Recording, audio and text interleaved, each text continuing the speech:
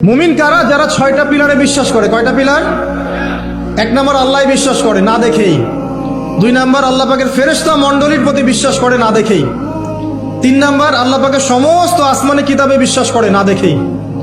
4 নম্বর আল্লাহ পাকের প্রেরিত রাসূলগণের প্রতি বিশ্বাস করে না দেখেই। আমরা কি নবীজিকে দেখেছি? দেখি নাই। সাহাবীরা দেখেছেন। যে ব্যক্তি পরকালে বিশ্বাস করে না দেখেই এবং তাকদীর বা ভাগ্যের ভালো মন্দে বিশ্বাস করে না দেখেই।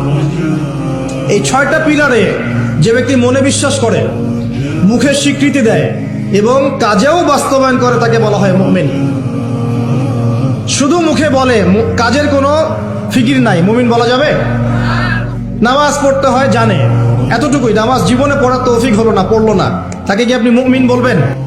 আমাকে বলেন, যারা আজান শুনেও নামাজে যায় না, এরা কি মুমিন? বলেন। আপনি মনে করছেন আমি জুমার নামাজ তো পড়ি, ঈদের নামাজ তো পড়ি। এমনও হতভাগা মানুষ আছে পৃথিবীতে যাদের নামাজ প্রথমবার তারা নামাজ পড়ে জানাজার নামাজ। আছে না ভাই? আল্লাহ পাক আমাদের সবাইকে 5 ওয়াক্ত নামাজি হওয়ার তৌফিক দান করেন এবং কাজা নামাজ অনেকের আছে, আল্লাহ পাক সেগুলো আদায় করার তৌফিক দান করেন। যার নামাজ নাই তার কিন্তু ইসলাম নাই। বাকি আমল অনেক পরের কথা। যার নামাজ নাই তার সাথে ইসলামের কোনো সম্পর্ক নাই। মান তারাকা সালাতান মুতাআম্মিদান ফাকাদ কাফার। কেউ যদি ইচ্ছাকৃতভাবে তার উপর অর্পিত ফরজ নামাজকে ছেড়ে দেয়, সে কাফের হয়ে যাবে।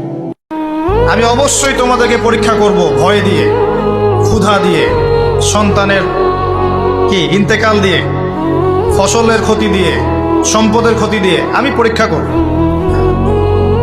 কিন্তু যারা সবর করবে এবং যারা এই কনসেপ্ট রাখবে, ইন্না লিল্লাহি ওয়া ইন্না ইলাইহি রাজিউন, এদেরকে আল্লাহ পাক প্রশংসা করেছেন, ইনশাআল্লাহ এরা সফল হবে। অহংকারীদেরকে আল্লাহ পাক কিয়ামতের মাঠে পিঁপড়ার মতো উঠাবেন। তাদের আকৃতি মানুষের সমান হবে না, ছোট ছোট কালো পিঁপড়ার মতো হবে এবং অন্ধকার ওদেরকে ঢেকে নিবে। তো আমাদের মনে যাদের অহংকার আছে, আল্লাহর ওয়াস্তে অহংকার ছেড়ে দেই। কোন জিনিস মানুষকে বেশি জান্নাতে ঢুকাবে? বিষ্ণু বললেন তাকওয়াল্লাহ ওয়া হুসনুল খুলুক। এক হচ্ছে আল্লাহর ভয়, আর এক হচ্ছে সুন্দর আচরণ। সুবহানাল্লাহ। তারা হয়তো এই হাদিস জানে না, আল্লাহ পাক ওদের কানের মধ্যে আমার এই হাদিসটা যেন পৌঁছে দেন, আমিন।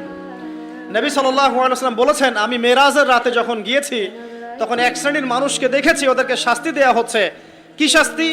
জাহান্নামীদের রক্ত এবং পুঁজ ওদেরকে খেতে দেয়া হচ্ছে।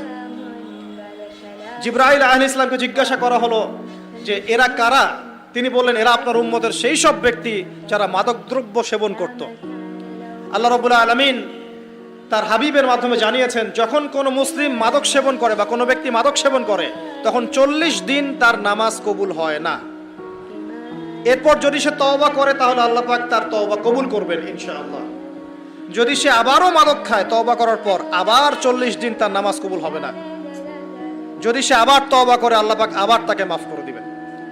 যদি সে আবারও মাদক খায়, আবার 40 দিন তার নামাজ কবুল হবে না। তারপর যদি আবার তওবা করে, আবার আল্লাহ তাকে মাফ করে দিবেন। এরপরেও যদি সে আবার মাদক দ্রব্য সেবন করে, নবী সাল্লাল্লাহু আলাইহি ওয়াসাল্লাম বলছেন, তাকে আল্লাহ রাব্বুল আলামিন পরকালে মৃত্যুর পরে তিনাতুল খাবাল পান করাবেন। তিনাতুল খাবাল। জিজ্ঞাসা করা হল, ইয়া রাসূলুল্লাহ, তিনাতুল খাবাল কি জিনিস? নবী সাল্লাল্লাহু আলাইহি ওয়াসাল্লাম উত্তর দিচ্ছেন, এটা হচ্ছে জাহান্নামীদের রক্ত, মাংস, এগুলো পুড়ে পচে যে রসটা বের হবে, এটা হচ্ছে তিনাতুল খাবাল।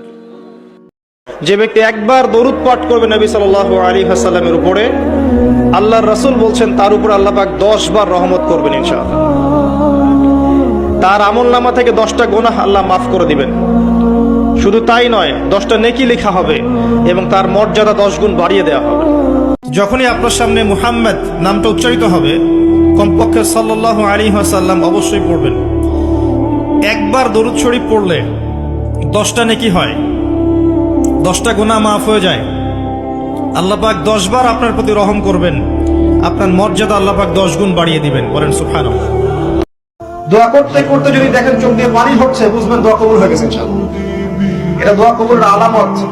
কাঁদতে কাঁদতে চোখ দিয়ে পানি ঝরবে যখন, বুঝবেন ইনশাআল্লাহ দোয়া কবুল হয়ে গেছে। কারণ কঠিন মন কাঁদতে পারে না, আর কঠিন মনে আল্লাহর নূর আসে না। আল্লাহর নূর যে হৃদয়ে আসে, ওই হৃদয়ের চোখ দিয়ে পানি ঝরতে থাকে। এই দোয়াটা হচ্ছে দোয়া কবুলের অস্ত্র। ঘুম থেকে ওঠার পর যদি এই দোয়াটা করে দোয়া করেন, ইনশাআল্লাহ দোয়া কবুল হয়ে যাবে ইনশাআল্লাহ। আপনি পড়বেন লা ইলাহা ইল্লাল্লাহ ওয়াহদাহু লা শারীকা লাহু লাহুল মুলকু ওয়া লাহুল হামদ ওয়া হুয়া আলা কুল্লি শাইইন কাদির সুবহানাল্লাহ আলহামদুলিল্লাহ ওয়া লা ইলাহা ইল্লাল্লাহ ওয়াল্লাহু আকবার লা হাওলা ওয়া লা কুওয়াতা ইল্লা বিল্লাহ আল্লাহুম্মা ইগফিরলি।